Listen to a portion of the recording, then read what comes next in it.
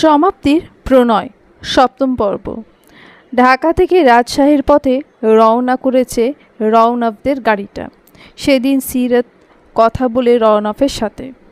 বিচক্ষণ রওনক প্রথম একটু দ্বিমত করলেও পরে চুপ থাকে।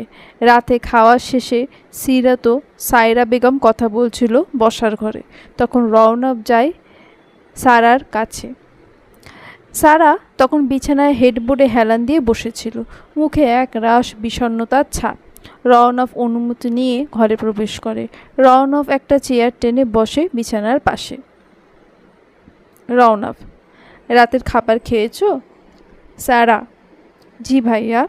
রওনক: ওষুধ খেয়েছো? সারা: হ্যাঁ। রওনক: শুনলাম তুমি নাকি এখানে থাকতে চাইছো না।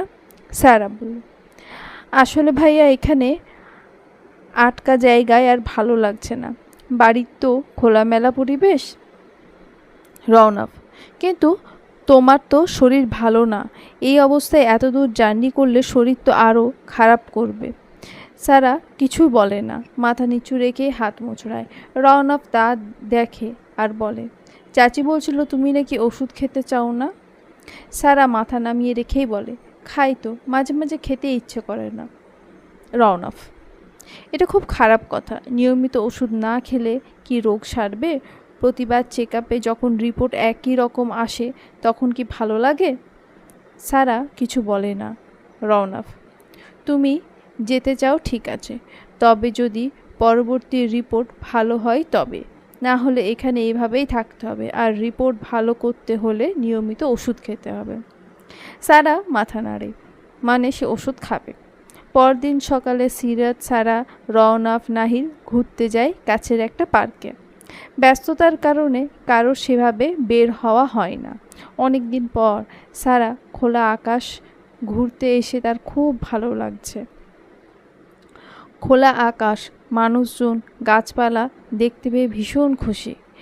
এই খুশি একটা জায়গায় আসে অপূর্ণ। যদি সে স্বাভাবিক থাকতো তাহলে অবশ্য প্রতিটা রাইডে সে চড়ত। কোনটা বড়দের কোনটা বাচ্চাদের হিসেব করতো না। সেদিন তারা অনেকক্ষণ ঘোরাঘুরি করে ছবি তোলে, বিভিন্ন ধরনের খাবার খায়। সন্ধ্যার পরে বাড়ি ফিরে আসে। সারার মনটা ভীষণ ভালো আজ। এসেই মায়ের সাথে জুড়ে দেয় আজকের ঘোরাঘুরির গল্প। সায়রা বেগমও মন দিয়ে শোনে সেসব। রাতে সিরাত সায়রাকে সবার সাথে খেতে টেবিলে নিয়ে আসে। এতদিন সায়রা বেগম ওকে রুমেই খাওয়াতেন, না হলে সিরাত তার সাথে রুমে খেতে বসত। খাওয়ার টেবিলে সারা, নাহিল আবারও পুরনো দিনের মতো খুনসুটি করল। আজ আর সায়রা বেগম বকলেন না, বরং দু চোখ ভরে দেখলেন। আজ তার দুই মেয়ের মুখেই হাসি। সিরাত আজ নিজে হাতে সবাইকে বেড়ে খাওয়াচ্ছে। আজ রান্না হয়েছে কলিজা ভুনা, ডাল, চচ্চড়ি, মুরগির পাতলা ঝোল। সায়রা বেগম মেয়ের সংসারে আজ প্রথমবার রাঁধলেন।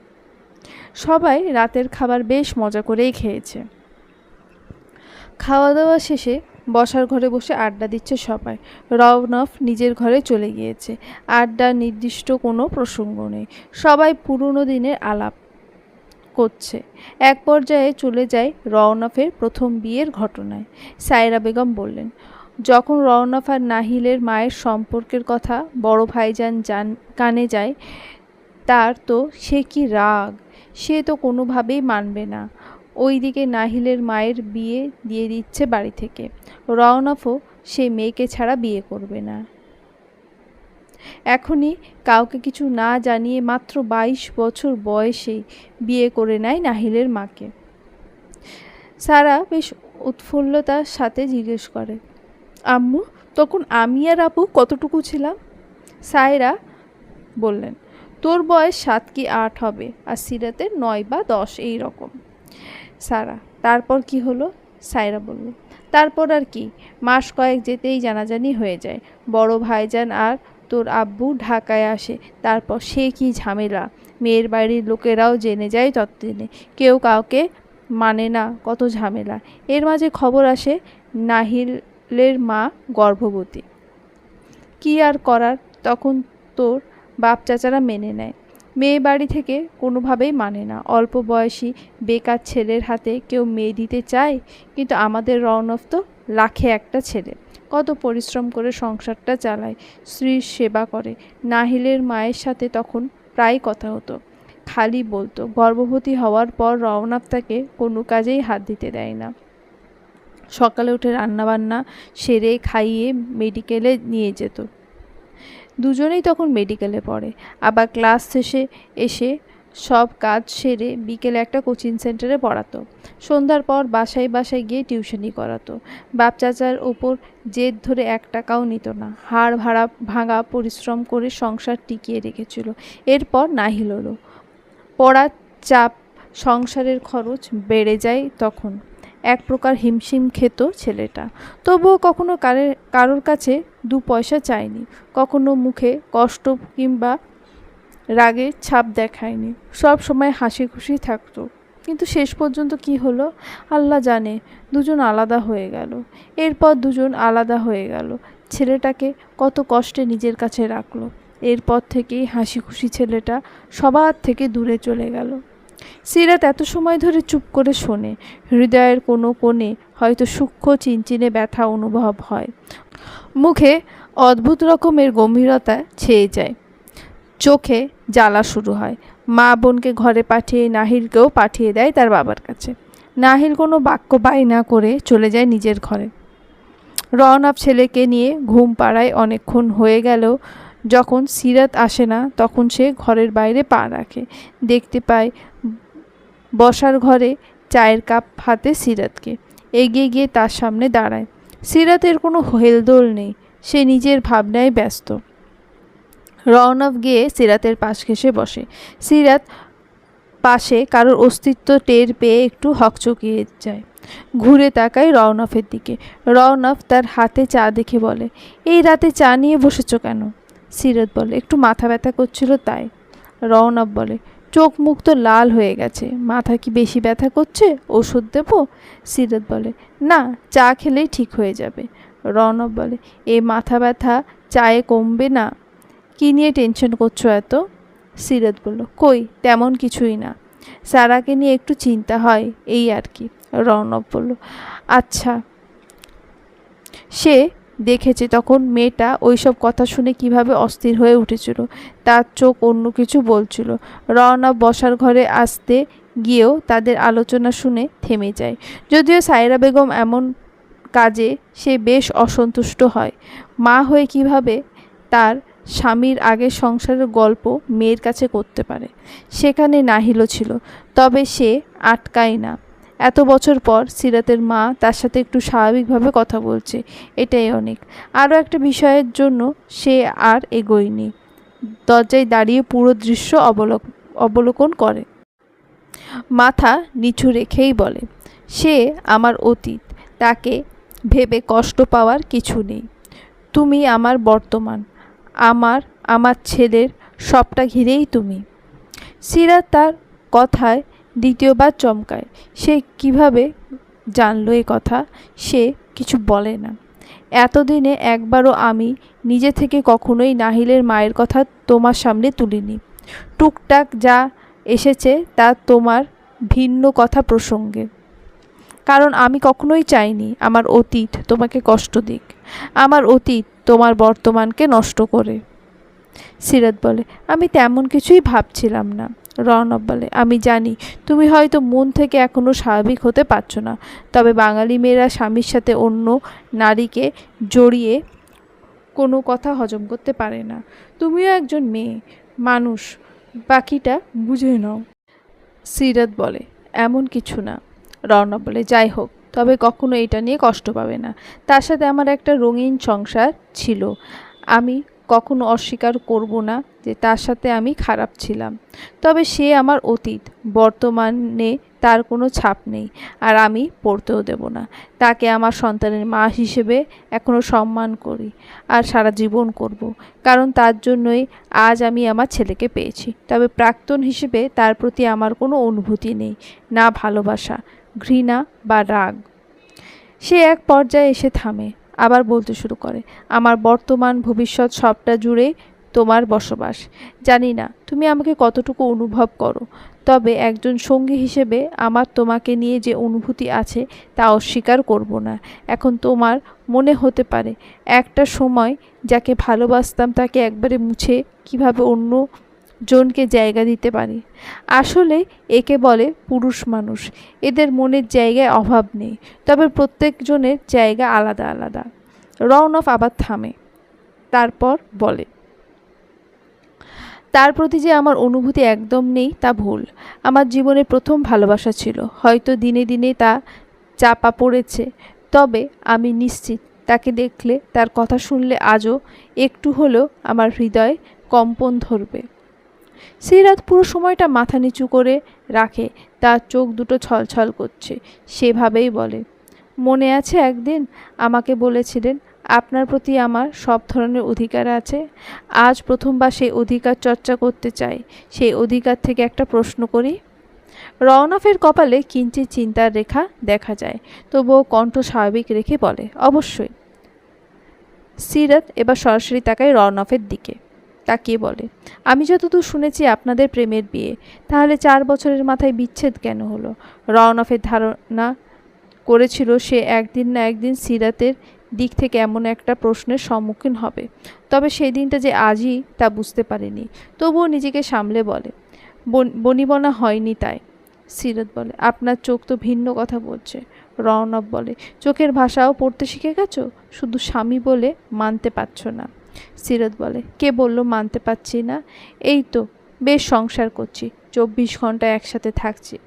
রওনক বলল, একসাথে পাশাপাশি থাকলেই স্বামী স্ত্রী হয় না। তুমি আমি এত কাছে থেকেও দেখো কত দূরে, আমাদের কত অমিল। স্বামী স্ত্রী মানে কি শুধু এক ঘরে থাকা? সিরাত বলে, আপনি কিন্তু কথা ঘোরাচ্ছেন। রওনক বলল, কথা ঘোরাচ্ছি না, আসলে আমি ওই বিষয়ে কোনো কথা বলতেই চাই না। সে এখন একজন পরনারী, তার সম্পর্কে আমার বলার কিছুই নেই। সিরাত বলল, আপনি কিন্তু আমাকে অধিকার দিয়েছেন আপনাকে প্রশ্ন করার, আমি আমার অধিকার থেকেই প্রশ্ন করছি। রওনক বলে, যেদিন মনে হবে আমি তোমার স্বামী হয়ে উঠতে পেরেছি, সেদিন আমার অতীত সম্পর্কে তোমার যা জানার আমি তোমাকে জানাবো। বর্তমানে তুমি আমি কেবল বন্ধু। বন্ধুর কাছে নিশ্চয়ই আমি আমার সন্তানের মায়ের দোষ বর্ণনা করব না। একটু থেমে আবারও বলে, তবে এটুকু জেনে রেখো, তোমার স্বামী নির্দোষ ছিল। যা ঘটেছে তাতে আমি কেবল ভুক্তভোগী ছিলাম। আশা করি ভবিষ্যতে যদি কখনো এমন পরিস্থিতির মুখোমুখি হও, তবে কখনো আমাকে ঘৃণার চোখে দেখো না, আমার উপর সন্দেহ রেখো না। তুমি অবিশ্বাস করলে আমার আর কোনো ভরসার জায়গা থাকবে না। রওনক উঠে চলে যায়, যেতে যেতে বলে, রাত অনেক হয়েছে, ঘুমোতে এসো। রওনক চলে যায় সিরাতকে রেখে, যায় অথই সাগরের মাঝে, যেখানে কোনো কুলকিনারা পাচ্ছে না সে। 15 দিনের মাথায় সায়রা ও সিরাত মিলে সারাকে নিয়ে হসপিটালে যায়। সারা আজ ভীষণ চিন্তিত, যদি রিপোর্ট ভালো না আসে তবে সে রাজশাহী যেতে পারবে না। সে কদিন বেশ পরিশ্রম করেছে, বাকিটা আল্লাহ ভরসা। ডাক্তার দেখিয়ে হসপিটাল থেকে বেরিয়ে আসে। চেক আপ করা শেষে রিপোর্ট বিকেলে রওনক যাওয়ার সময় নিয়ে যাবে। সারাকে বিকেল থেকে বেশ চিন্তিত দেখাচ্ছে, তার মধ্যে অদ্ভুত এক অস্থিরতা লক্ষ্য করছে সায়রা বেগম। বেশ কয়েকবার অস্থিরতার কারণ জানতে চাইলেও সে বলেনি তেমন কিছু। সন্ধ্যার পরপরই কলিং বেল বেজে ওঠে। সিরাত নিজের ঘরে পড়ছে, সায়রা বেগম রাতের জন্য খাবার গরম করছে। নাহিল ও সারা সিরাতের ফোন নিয়ে কার্টুন দেখছে আর চিপস খাচ্ছে। কলিং বেলের শব্দে সারা উঠতে যায়, তখনই টের পায় সে আর আগের সারা নেই। এই সারা এক গ্লাস পানি এগিয়ে খাওয়ার ক্ষমতা নেই। তাই নাহিলকে বলে, আব্বু যা তো একটু দেখ কে এসেছে। নাহিল বলে, মিশু আর দাদি আছে তো, তারা খুলে দেবে। সারা বলে, একটু জবাব দেখে আয়, আমি পারলে কি তোকে বলতাম। নাহিল বলে, ওফ সারা ফুপি, যাচ্ছি। নাহিল দৌড়ে যায় বাসার ঘরের দিকে, দেখে দাদি আগেই দরজা খুলে দিয়েছে, তার বাবা এসেছে। সে দৌড়ে গিয়ে তার কোমর জড়িয়ে ধরে। রওনক ছেলেকে কোলে তুলে নিয়ে বলে, কি করছিলে, পড়তে বসেছ? নাহিল একটু মোচড়ায়, বলে, বাবা আসলে বসতেই যাচ্ছিলাম, কিন্তু মিশু পড়েছে। দাদি রান্নাঘরে, সারা ফুপি একা ছিল, তাই তার কাছে গিয়েছিলাম। রওনকের কপালে ভাঁজ পড়ে বলে, তা ফুপির কাছে তো বসতে পারতে বই নিয়ে, এখন মাম্মার পাশে গিয়ে পড়তে বসো, আর একদম তাকে বিরক্ত করবে না, সামনে পরীক্ষা আছে ওর। নাহিলকে কোলে নিয়ে ঘরে ঢোকে। সিরাত এক নাগারে পড়ে যাচ্ছে, উপরের ছাদের দিকে চোখ বন্ধ রেখে। রওনক ছেলেকে নামিয়ে দেয়। নাহিল বিছানার ওপর থেকে ব্যাগ আনতে গেলে এই সুযোগে রওনক এগিয়ে যায় সিরাতের দিকে। সিরাত আগেই টের পেয়েছে ঘরে কেউ এসেছে, তবে তাকে যে এ সময় কেউ বিরক্ত করবে না সে নিশ্চিত। রওনক এগিয়ে গিয়ে সিরাতের কাছে যায়, ঝুঁকে তার কপালের মধ্যেখানে অধৈর্যরা ছোঁয়ায়। তার স্থায়িত্ব ছিল 1 কি 2 সেকেন্ড, সাথে সাথে সরে আসে। অনাকাঙ্ক্ষিত ছোঁয়ায় ঘাবড়ে যায় সিরাত, সাথে সাথে চোখ খুলে তাকায়। ঘরে আশেপাশে নাহিল যে বিছানায় ছড়ানো ছিটানো বই গোছাচ্ছে, আর রওনক সে কাবার্ড থেকে কাপড় বের করছে। যা বোঝা সে বুঝে নেয়। সে কিছু না বলে আবার পড়ায় মন দেয়। শিকদার বাড়িতে যেন আজ উৎসবের আমেজ লেগেছে। সকাল থেকে বাড়ির মেয়ে বউরা ব্যস্ত রান্নাবান্নার কাজে। রাবেয়াও এসেছে। অন্যদিকে মুনিরা ও তার পরিবারকেও আসতে অনুরোধ করেছে আজমল শিকদার। মুনাওয়ার সাহেব জানিয়েছে তারা যাবে। আতিয়া গতকালই কাজের মানুষদের দিয়ে 2টো রুম পরিষ্কার করিয়েছে। একটা রওনকদের রুম, অন্যটা নিচে সাহারার রুম। তার ঘর উপরে হলেও এই অবস্থায় বারবার ওঠানামা করা তার জন্য কষ্টকর হবে, তাই নিচেই তার জন্য ঘর পরিষ্কার করা হয়েছে। দুপুরের পর পর রওনকদের গাড়িটা এসে থামে শিকদার বাড়ির সামনে। প্রথমেই বেরিয়ে আসে রওনক, এরপর একে একে অন্যরা বের হয়। সবার শেষে বের করা হয় সারাকে। বাড়িতে প্রবেশ করার পর দেখে ঘর ভর্তি লোকজন। সারা, সিরাতের নানা বাড়ি থেকে শুরু করে আত্মীয়রাও এসেছে। ড্রয়িং রুমে কিছু সময় কথাবার্তা চলে। এরপর আজমল শিকদার যার রুমে যাওয়ার নির্দেশ দেন, কেননা সবাই ক্লান্ত। এইসব আলোচনা পরে নিরিবিলিতে করা যাবে। সারাকে সায়রা বেগম নিচতলার ঘরটায় নিয়ে যায়। সাথে আছে মিথিলা। 2 ননদকে বোনের মতো দেখে সে। সায়রাকে ফ্রেশ হতে পাঠিয়ে দিয়ে সে সারাকে পোশাক পাল্টাতে সাহায্য করে। পানি এনে মুখ হাত পা মুছিয়ে দেয়। শীত বেশ ভালোই পড়েছে, তাই আর পানির সংস্পর্শে নেওয়ার রিস্ক নিল না। সব কাজ সেরে বিছানায় আধশোয়া করে বসিয়ে রেখে সে ঘর থেকে বেরিয়ে আসে। এদিকে আর অনেক কাজ রয়েছে। সারা এখন বিশ্রামের প্রয়োজন। সিরাত নাহিলকে সাথে নিয়ে ঘরে যায়। লাগেজ খুলে নাহিলের জামা কাপড় বের করে ওয়াশরুমে পাঠিয়ে দেয়। সে তার এবং রওনকের কাপড়ও বের করে। আজ প্রথমবার সিরাত রওনকের দেওয়া একটা চাদর পরে। রওনক এটা এক প্রকার জোর করেই পরিয়েছে। আয়নার সামনে দাঁড়িয়ে চুলের বিনুনি খুলছে আর নিজের গায়ে জড়ানো শালটার দিকে চোখ বুলাচ্ছে। রওনক শিকদার পছন্দ বরাবরই সুন্দর। কেনার সময় বলেছিল এটা তাকে মানাবে, ঠিক সেটাই হলো। সত্যিই চাদরটা তাকে মানিয়েছে। ভাবছিল জ্যাকেট, লং কোট, হুডি এইসব বাইরে সে কিছুই পরেনি, হঠাৎ নতুন কিছুতে তাকে মানাবে না। তার ভাবনা চিন্তার মাঝেই ঘরে প্রবেশ করে রওনক। সে বেশ ক্লান্ত। সারা পথ গাড়ি চালিয়ে এসে শরীর যেন ভেঙে আসছে। সিরাত তার দিকে একবার ঘাড় ঘুরিয়ে তাকায়। ক্লান্তি যেন তার চোখে মুখে ধরা দিচ্ছে। সিরাত, আপনার কি শরীর খারাপ লাগছে? রওনক, না তেমন কিছু না, শুধু একটু ক্লান্ত লাগছে। সিরাত, যান তাহলে আপনি আগে গিয়ে ফ্রেশ হয়ে নিন, বিছানার উপর কাপড় বের করে রেখেছি। রওনক মাথা ঝাঁকিয়ে সায় জানায়। খানিকটা এলোমেলো পায়ে এগিয়ে যায় ওয়াশরুমের দিকে। সিরাত পুরো সময়টা তার দিকে তাকিয়ে থাকে। তাকে দেখেই বোঝা যাচ্ছে শরীরে কোনো সমস্যা হয়েছে, আর বলছে তেমন কিছু না। দুপুরে খাওয়া দাওয়া শেষে যে যার ঘরে বিশ্রাম নিচ্ছে। সিরাত আর ঘরে যায় না, সে যায় সারার ঘরে। সেখানে আগে থেকে ইয়াস, ইনান, নাহিল ছিল।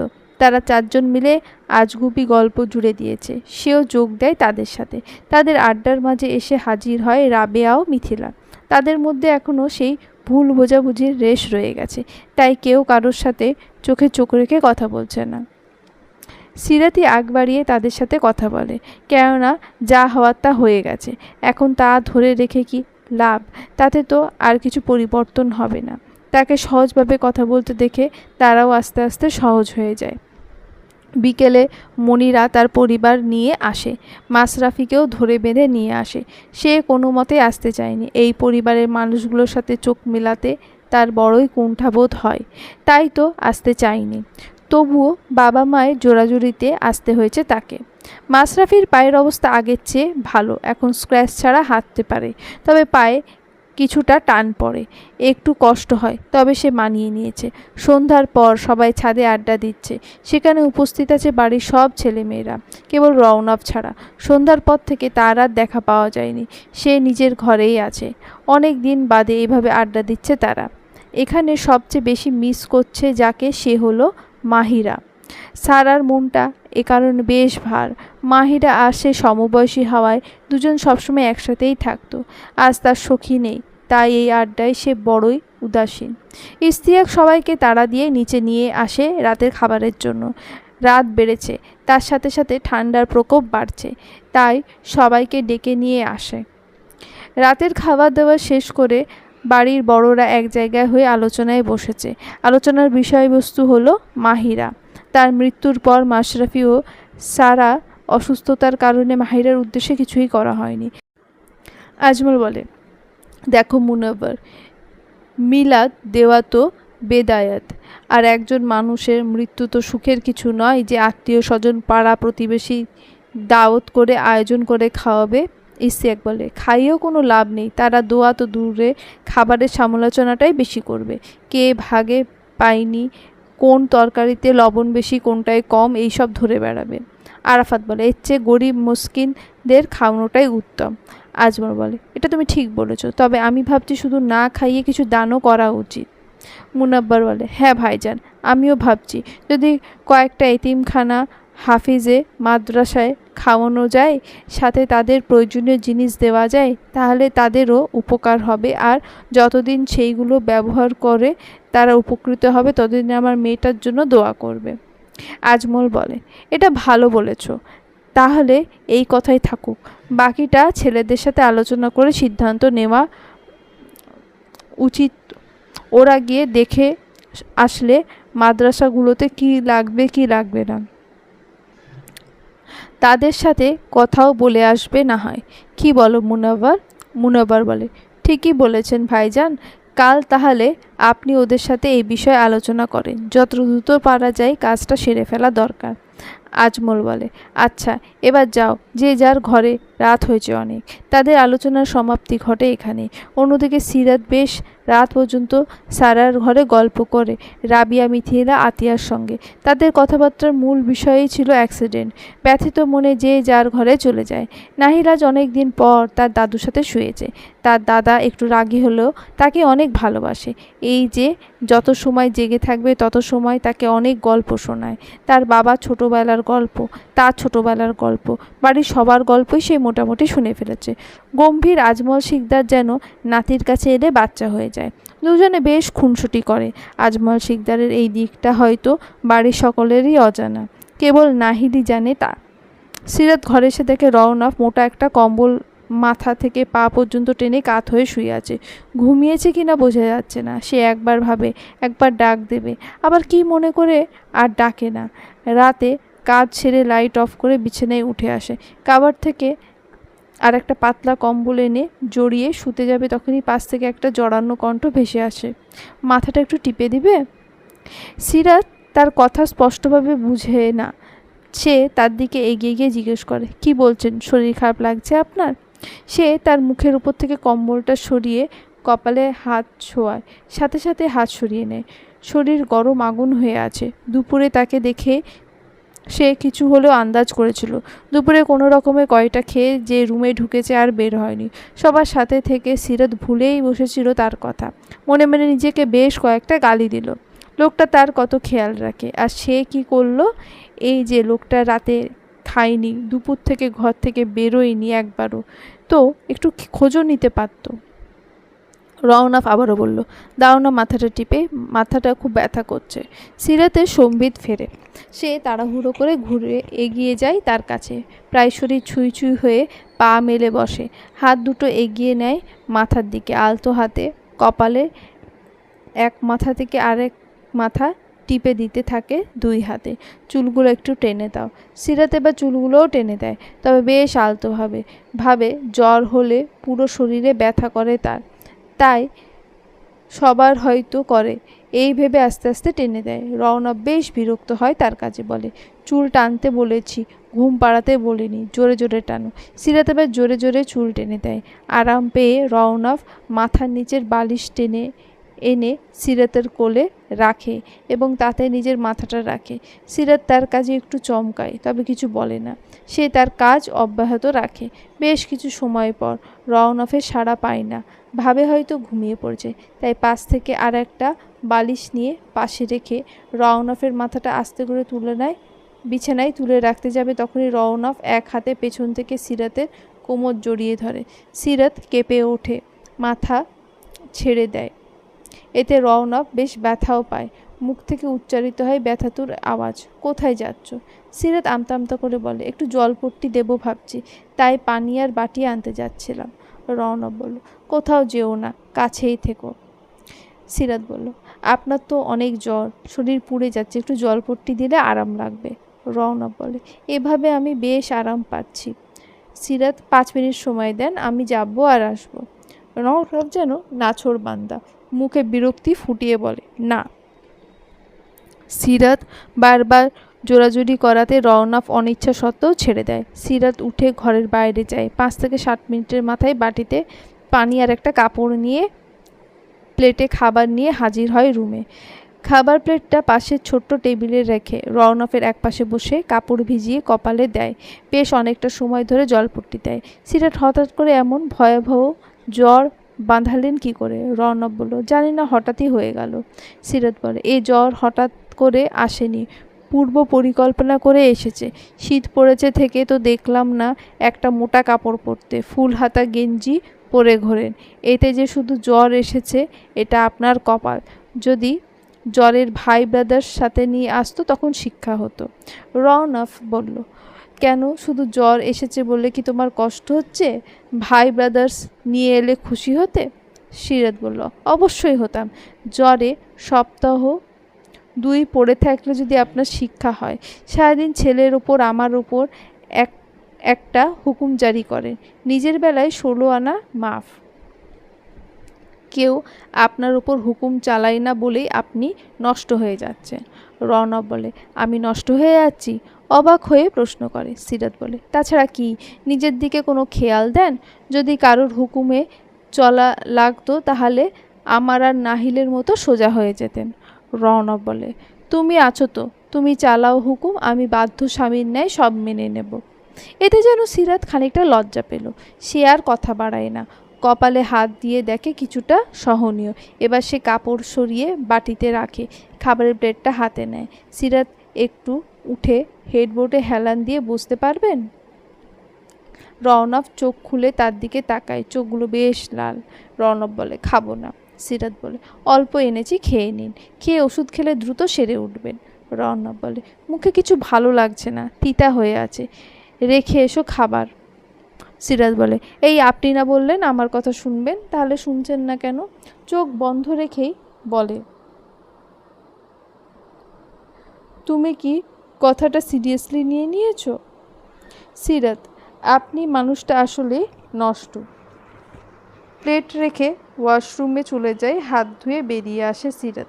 বিছানায় দিকে এগিয়ে রওনকের এক হাত ধরে টেনে বলে, ওঠেন, না হলে বড় চাচাকে ডেকে আনবো, তখন 2-4টা ঝাড়ি খেলে এমনিই খাবেন। রওনক তার টানাটানিতে উঠে হেডবোর্ডে হেলান দিয়ে বসে। সিরাতও তার সোজাসুজি সামনে বসে প্লেট নিয়ে ভাত মেখে মুখের সামনে ধরে। রওনক বোধহয় একটু অবাকই হলো। এত সময় ধরে মেয়েটা কাজকর্ম হজম করতে পারলেও এটা আশা করেনি। সিরাত বলে, হাঁ করেন, নিচ্ছেন না কেন? রওনক আর কথা বাড়ায় না, চুপচাপ খেয়ে নেয়। খাওয়া শেষে মুখ ধুয়ে দেয়। প্লেট রেখে এসে রওনকের থেকে শুনে ওষুধ এগিয়ে দেয়। রওনক বিনা বাক্যে খেয়ে নেয়। রওনক শুয়ে পড়ে। সিরাতও লাইট অফ করে কম্বল টেনে শুয়ে পড়ে। দুজনে দুদিকে উল্টো ঘুরে শুয়ে আছে। রওনক ভাবে একটা সংসার এগিয়ে নিয়ে যেতে কি কেবল দুটো মানুষের ভালোবাসা বাধ্যতামূলক? তারা তো ভালো না বেসেও বেশ আছে। এই যে একজনের প্রয়োজনে অন্যজন এগিয়ে যাচ্ছে, দুজনের প্রতি দুজনের দায়িত্বগুলো সঠিকভাবে পালন করছে, এর চেয়ে বেশি কী প্রয়োজন? দায়িত্ব আর প্রয়োজন পূর্ণ হলেই তো সংসার সুন্দর। জীবনের এই জটিল সমস্যা সমাধান করতে করতে একটা সময় নিদ্রায় চলে যায় সে। পরদিন সকালে নাস্তা করে বসার ঘরে বসেছে আলোচনার সভা, আবার মত বিনিময় সভাও বলা চলে। সেখানে উপস্থিত আছে বাড়ির সকলে। ইতিমধ্যে সবাই জেনে গেছে কেন সকাল সকাল আজমল শিকদার সকলকে এখানে ডেকেছে। নীরবতা ভেঙে আজমল শিকদার বলেন, তোমরা সবাই জানো তোমাদের কেন ডাকা হয়েছে এখানে, তবুও আবার বলি, আমি মুনাব্বর ও আরাফাত ঠিক করেছি মাহিরার উদ্দেশ্যে এতিমখানায় খাওয়াবো এবং সামর্থ্য অনুযায়ী কিছু দান করব। এখন তোমরা কি বলো? ইশতিয়াক বলে, ভাইজান আপনারা যা ভেবেছেন তা নিঃসন্দেহে খুবই চমৎকার, তবে কি দেওয়া হবে বা কি খাওয়ানো হবে তা নিয়ে কি ঠিক করা হয়েছে? মুনাব্বর বলে, না, এজন্যই সবাইকে ডাকা। তোমরা সবাই সবার মতামত জানাও, সবার মতের ভিত্তিতেই সব ঠিক করা হবে। রামিম বলে, আব্বু আপনারা কিছু চিন্তা করেননি?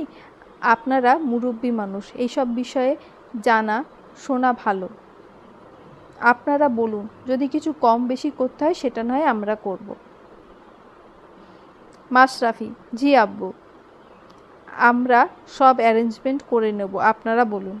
আজমল বলে, মুনাব্বর তুমি বলো তোমার ভাবনা কি? মুনাব্বর বলে, আমি ভাবছি খাবার হিসেবে খিচুড়ি, মাংস, সাথে 2-3 ধরনের সবজি, দই, মিষ্টি। রওনক বলে, ফুপা খিচুড়ি তো সবাই পছন্দ করে না, এখন যদি খিচুড়ি দেওয়া হয় যারা খিচুড়ি খায় না তারা তো অভুক্ত থেকে যাবে, আর না হয় তাদের মনক্ষুণ্ণ হবে। ইশতিয়াক বলে, হ্যাঁ ভাইজান, ও ঠিক বলেছে, সবাই তো আর খিচুড়ি খায় না। আজম বলে, তাহলে কি খিচুড়ি বাদ দেওয়া হবে? মুনাব্বর বলে, হ্যাঁ, এটা তো আমার মাথাতেই আসেনি, সাদা ভাতই ঠিক আছে। আজমল বলে, আরাফাত তুমি তাহলে খাবারের লিস্টটা তৈরি করে ফেলো। আরাফাত বলে, জি ভাইজান। আরাফাত শিকদার ঘর থেকে খাতা কলম এনে লিস্ট করতে শুরু করে। রামিম বলে, আর মাংস দেওয়া হবে কোনটা? আজমল বলে, গরু বা ছাগলের? মাশরাফি বলে, খাসি দিলে কেমন হয়, সাথে মুরগি থাকলো? আজমল বলে, মাশরাফির কথাই থাক। আরাফাত, একটা এটাই ফাইনাল, আর সবজি হিসেবে থাকবে পটল, আলু, বেগুন ভাজি, সাথে দই, মিষ্টি। রওনক বলে, আব্বু খাবার হিসেব তো গেল, এখন কি কি দেওয়া হবে তা ঠিক করো। আজমল বলে, হ্যাঁ সেটাই। মুনাব্বর তুমি শুরু করো। মুনাব্বর বলে, ভাইজান মনিরা বলেছিল ওখানে তো অনেক ছোট ছোট বাচ্চা আছে, কাপড় নেই, প্রয়োজনীয় জিনিস নেই, তো আমরা যদি সেসব বাচ্চাদের কাপড় সহ অন্যান্য প্রয়োজনীয় সামগ্রী দিই তবে কেমন হয়? আজমল বলে, ভাবনা ভালো, তবে শুধু কাপড় আর টুকটাক জিনিস দেওয়াটা কেমন দেখায় না? রওনক বলে, আব্বু আমি বলছিলাম যে এভাবে না দিয়ে যদি আমরা সেখানকার কিছু বাচ্চাদের বাবা মা কেউই নেই বা খুব দরিদ্র তেমন কিছু বাচ্চাদের দায়িত্ব যদি নেওয়া হয় তবে কেমন হবে? তাদের পড়াশুনো থেকে শুরু করে খাওয়া দাওয়া সব খরচ আমাদের পক্ষ থেকে বহন করা হবে। আজমল বলে, তোমার চিন্তা ভাবনা চমৎকার, তবে মুনাব্বর তুমি কি বলো? মুনাব্বর বলে, হ্যাঁ ভাইজান, এটা করলে মনে হয় ভালো হবে। সাথে এখন আমরা সেখানে কম্বল, শীতবস্ত্র দান করি। আজমল বলে, তবে এই কথাটাই থাকলো। ইশতিয়াক তুমি মাশরাফি, রওনক, রামিমকে নিয়ে এতিমখানা মাদ্রাসাগুলোতে খোঁজ নাও, 2-1 দিনের মধ্যে সব একটা তালিকা তৈরি করে ফেলো। ইশতিয়াক বলে, জি ভাইজান, আমি বিকেলে ওদের নিয়ে বেরিয়ে যাব। আলোচনার এখানেই সমাপ্ত হয়। সেদিন বিকেলে ইশতিয়াক লোক লাগিয়ে শহরের বিভিন্ন মাদ্রাসায় খোঁজ নেয়। পরদিন বাছাই করা মাদ্রাসাগুলোতে যায় তারা, সেখানকার শিক্ষকদের সাথে কথা বলে ছাত্রদের তথ্য নিয়ে লিস্ট তৈরি করে নেয়। দিন ঠিক করেছে এই শুক্রবার, আজ মঙ্গলবার, রান্নার লোক থেকে শুরু করে বাজার করা সব করতে হবে। এই সকল দায়িত্ব এসে পড়েছে ইশতিয়াক, রামিম, রওনক ও মাশরাফির ওপর। মাশরাফি অসুস্থতায় তাকে কাজে হাত দিতে দেয় না তেমন, তবুও মাশরাফি জেদ করেই তাদের সাথে তাল মিলিয়ে কাজ করে। তার বোনের উদ্দেশ্যে এই আয়োজন, সে ভাই হয়ে হাত লাগাবে না তা হয়? বোন তার উপর অভিমান করে চলে যেতেই পারে, সে তো বড় ভাই, সে তো মুখ ফিরিয়ে থাকতে পারে না। প্রথমেই ঠিক করা হয় বাবুর্চি। তারা চায় সব আয়োজন নিজেরাই করবে। রান্নার আয়োজন হবে বাড়ির পেছনের দিকে খোলা জায়গাটায়। দুজন বাবুর্চি ঠিক করা হয়েছে। তারা লিস্ট মিলিয়ে বাজার করে সব প্রস্তুতি সেরে ফেলে বৃহস্পতিবারের মধ্যে। শুক্রবার ভোর থেকেই শুরু হয় রান্নার আয়োজন। নামাজের আগে সব খাবার সেখানে পৌঁছাতে হবে। নামাজের পর খাবার পরিবেশন করা হবে। বাড়ির সকলেই সকাল থেকে ব্যস্ত। সারা বলতে যে বাড়িতে একটা প্রাণ আছে সে খেয়াল কারণ নেই। সকালে খাওয়ার পর একটু বিশ্রাম নিতে শুয়েছিল। এরপর একটা লোক খুঁজে পাচ্ছে না যে তাকে একটু হুইল চেয়ারে বসিয়ে দেবে। বাইরে থেকে কথাবার্তার আওয়াজ শুনছে। বাড়ির বাইরে নাকি ছাগল জবাই করা হয়েছে। সে ঠিক থাকলে এতক্ষণ কতবার বাগানে গিয়ে ঢু মেরে আসতো, আর কত যে আম্মুর বকা খেত তার হিসেব নেই। আজ তার এই অবস্থার জন্য কিছুই পাচ্ছে না। আরাফাত শিকদার ও মুনাব্বার সাহেব সব কিছু তদারকি করছে। তাদেরকে দাঁড়িয়ে থাকতে দেখে মাশরাফি ঘর থেকে দুটো চেয়ার আনতে যায়। যার পথে একবার উকি দিয়ে সারার ঘরে। মেয়েটা চুপচাপ আধশোয়া হয়ে বসে আছে, নজর ডান পাশের জানলার দিকে। মুখটা বেশ ভার। মাশরাফির খারাপ লাগে। তা দেখে মেয়েটা যদি আজ ঠিক থাকতো তবে কি এইভাবে ঘরে আটকে বসে থাকতো? ঘরময় ছুটে বেড়াতো। সে কী ভেবে এগিয়ে যায় ঘরের ভেতর। বাগানে যাবি সারা? পরিচিত আওয়াজ পেয়ে ঘাড় ঘুরিয়ে তাকায় মাশরাফির দিকে। আজ অনেক দিন পর মাশরাফি ভাই তার সাথে কথা বলছে। ঢাকা থেকে মাঝে মাঝে কল দিলেও একটা সময় কল দেওয়া বন্ধ করে দিয়েছে। মাশরাফি জবাব না পেয়ে আবারও শুধায়, যাবি বাগানে? সারা বলে, কে নিয়ে যাবে? সেই থেকে ঘরে বসা, কেউ একটু এসে নামিয়েও দিচ্ছে না। কত সময় এভাবে বসে থাকা যায়? মাশরাফির একটু খারাপ লাগে। সে এগিয়ে এসে বিছানার কাছে সারার দিকে ঝুঁকে বলে, ঘাড়ের উপর হাত রাখ, শক্ত করে ধরিস, কিন্তু নাহলে পড়ে ব্যথা পাবি। সারা বলে, আপনারও তো পায়ে ব্যথা, আপনি কষ্ট পাবেন এবং বরং কাউকে ডেকে দেন। মাশরাফি বলে, এতটাও ব্যথা নেই, তুই ভরসা করতে পারিস, ব্যথা পেতে দেব না তোকে। সারা বলে, কিন্তু ভাইয়া। মাশরাফি বলে, কোনো কিন্তু না সারা, যেতে চাইলে চল, আমি নিয়ে চলে যাচ্ছি, বাইরে অনেক কাজ পড়ে আছে। সারা আর কোনো কথা বাড়ায় না। সে এক হাতে মাশরাফির ঘাড় শক্ত করে চেপে ধরে। মাশরাফি খুবই সাবধানে তাকে হুইল চেয়ারে নামিয়ে দেয়। মাশরাফি হালকা হেসে বলে, দেখলি, নামিয়ে দিলাম তোকে। সারাও তার দিকে তাকিয়ে হেসে দেয়। মাশরাফি বলে, তোর গায়ের যে ওজন, তাতে যদি আমি শয্যাশায়ীও থাকি তবুও তুলতে কষ্ট হবে না। চল, তোকে বাগান থেকে ঘুরিয়ে আনি। মাশরাফি সারাকে নিয়ে বাগানের দিকে যায়। সারা দু চোখ ভরে দেখে সব আয়োজন। রান্নার কাজ শেষ। এখন খাবারগুলো মাদ্রাসায় নিয়ে যেতে হবে। আজানের সময় হয়ে এসেছে। খাবার নিয়ে যাবে বাড়ির ছেলেরা, সাথে যাবে ইশতিয়াক, আজমল, মুনাব্বার, আরাফাত। তারা পরে যাবে। তারা উপস্থিত থেকে খাবার পরিবেশন করবে। সিরাত বলে বলে নাহিলকে গোসলে পাঠিয়েছে। সে ছেলে এবং ছেলের বাবার কাপড় বের করেছে কাবার্ড থেকে। আজ শুক্রবার, নামাজে যাবে, তাই পাঞ্জাবি বের করে রেখেছে। ছেলে তার এখানে এসে সাপের 5 পা দেখেছে। কোনো কথা একবার বললে শোনে না। যতক্ষণ না ঝাড়ি খাবে ততক্ষণ কানে কথা যায় না। সেদিন তো রাতে ঘুমোতে যাওয়ার আগে রওনফের কাছে খেয়েছে সেই রকমের এক ঝাড়ি। বাপকে ধরে যে একটু কাঁদবে সেই সুযোগও দেয়নি ছেলেটাকে। পরে সিরাতের কাছে সে কি কান্না জুড়ে দিয়েছিল। সে তো প্রথমে ভেবেছে মেরেছে, তখন একটু কষ্ট পেলেও পরে যখন শুনল ঝাড়ি খেয়েছে তখন তার কান্না দেখেই হাসি পাচ্ছিল। তবে তার সামনে হাসিটা ঠিক হবে না। রওনক হন্তদন্ত পায়ে ঘরে ঢুকতেই সিরাতকে চোখে পড়ে। সারাটা দিনে এই মহিলার টিকিও সে দেখেনি আজ। দেখবেই বা কী করে? সে ছিল সারাদিন বাইরে আর তার বউ ছিল ঘরে। একটা বারের জন্য বাইরে আসেনি। সারাদিনই কি মনে পড়েনি যে তোমার একটা স্বামী আছে? তুমি একজন বিবাহিত নারী। হঠাৎ করে আওয়াজে একটু ঘাবড়ে যায়, পরক্ষণে সামলে নেয় নিজেকে। রওনফের প্রশ্নে জবাব দেয়, এমন মনে হওয়ার কারণ?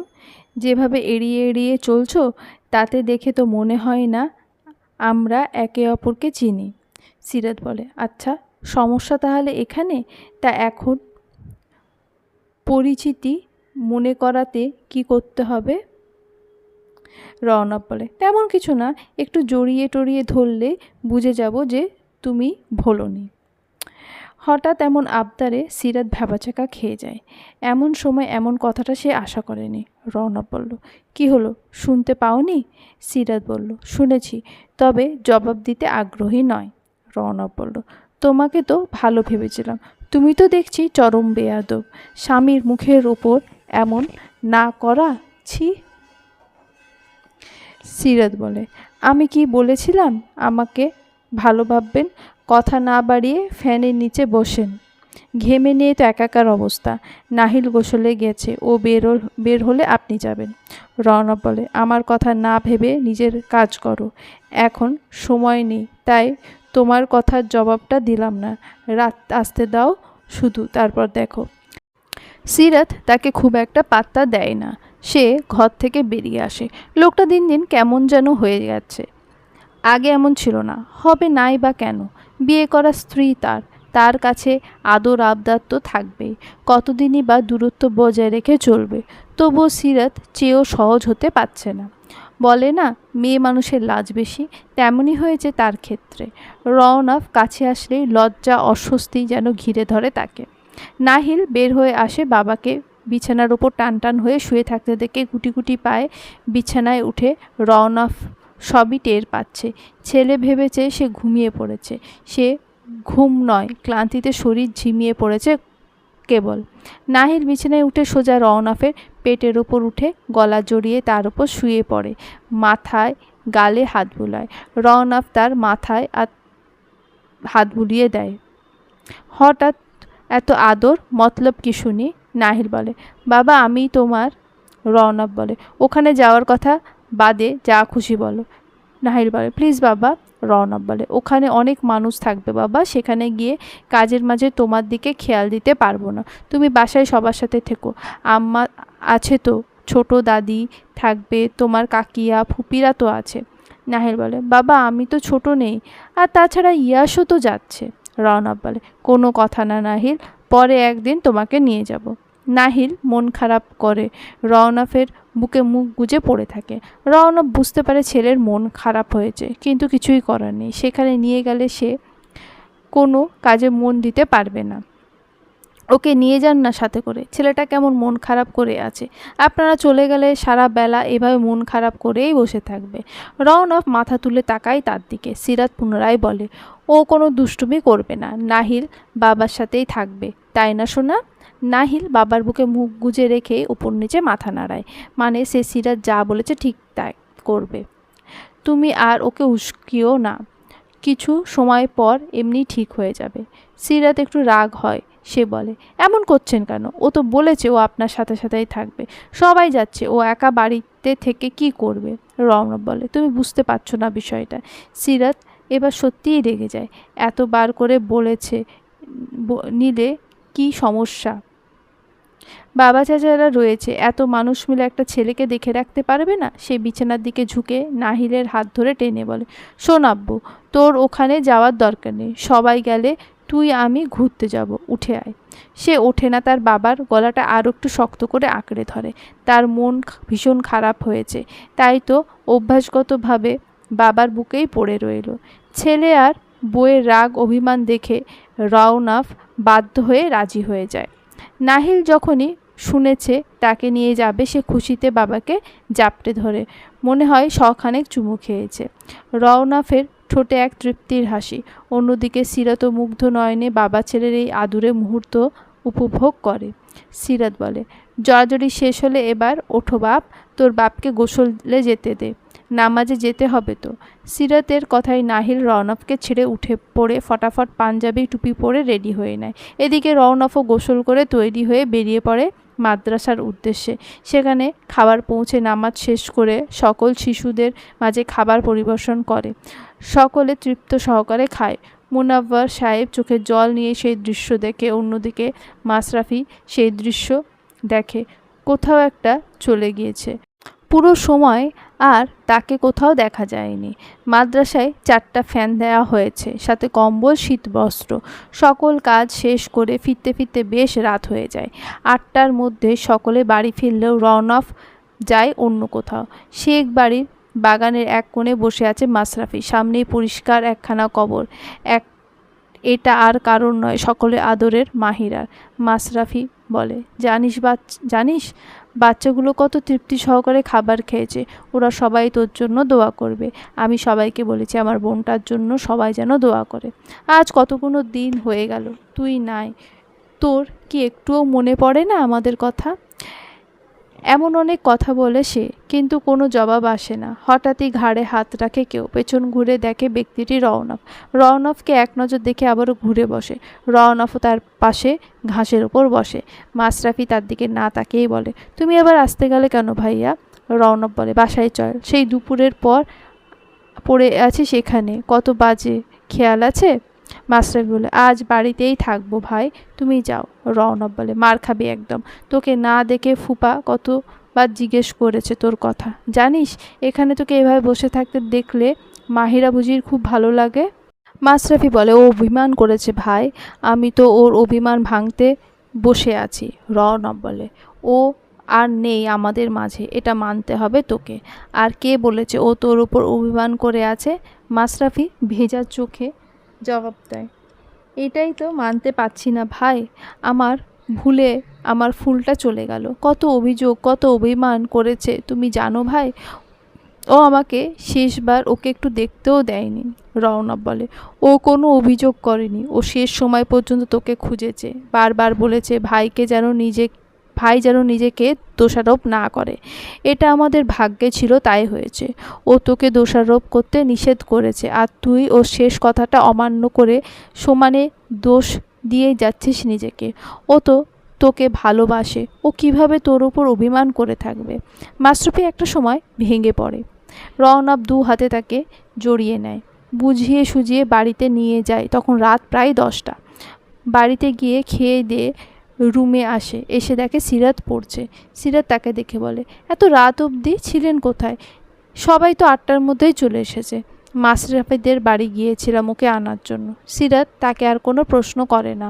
রওনক ওয়াশরুমের দিকে যেতে যেতে বলে, কাপড়গুলো একটু বের করে রাখো তো। রওনক তার কথা শেষ করে ওয়াশরুমে ঢোকে। সিরাত তার জন্য একটা টি শার্ট ট্রাউজার বের করে সোফার উপর রেখে দেয়। এগিয়ে এসে বিছানা ঠিক করে। রওনক হাত মুখ ধুয়ে বেরিয়ে আসে। হাতে তার দুপুরের পরা পাঞ্জাবি, পরনে কেবল একটা সাদা ট্রাউজার। তার দৃষ্টি তার হালাল রমণীর দিকে। অন্য দিনের তুলনায় আজ চাহনি বেশ অন্যরকম। ধীর পায়ে এগোতে থাকে তার দিকে। দুপা এগোতেই সিরাত ঘুরে যায় তার দিকে ঘোলাটে দৃষ্টি নিক্ষেপ করে এগিয়ে আসতে থেকে বেশ ঘাবড়ে যায়। সেও পেছোতে শুরু করে। আপনাকে এমন দেখাচ্ছে কেন? কেমন? ঘোরের মাঝে উত্তর দেয় রওনক। অসুস্থ লাগছে। আপনি এগোচ্ছেন কেন? আপনাকে সুবিধার লাগছে না? মতলব কি আপনার? বুঝে নাও। পেছোতে বলে, উল্টোপাল্টা কিছু করার চিন্তা একদম মাথায় আনবেন না। কণ্ঠে স্পষ্ট কম্পন সিরাতের। আজ যা হবে সব উল্টোপাল্টাই হবে। সিরাত পেছোতে বিছানায় ছুঁই হয়ে দাঁড়িয়ে আছে, আর এক পা পেছলে সোজা বিছানায় পড়বে। রওনকও তার মাঝের দূরত্ব কেবল 1 পায়ের। কাজটা আপনি ঠিক করছেন না। ঠিক ভুলের হিসেবটা না হয় বাকির খাতায় তুলে রাখো, এখন রাতের হিসেবটা সেরে নেই। না প্লিজ, কাঁপা কণ্ঠে বলে সিরাত। মাত্র 1 পা দূরত্বে দাঁড়িয়ে তুমি কাঁপছো কেন? দেখো আমি তোমার কত কাছে। কেবল তোমার মাঝে একটু উষ্ণতা চাই। তুমি আমাকে কেবল নমনীয় রূপেই পাবে, ফিরিয়ে দিও না। চলবে।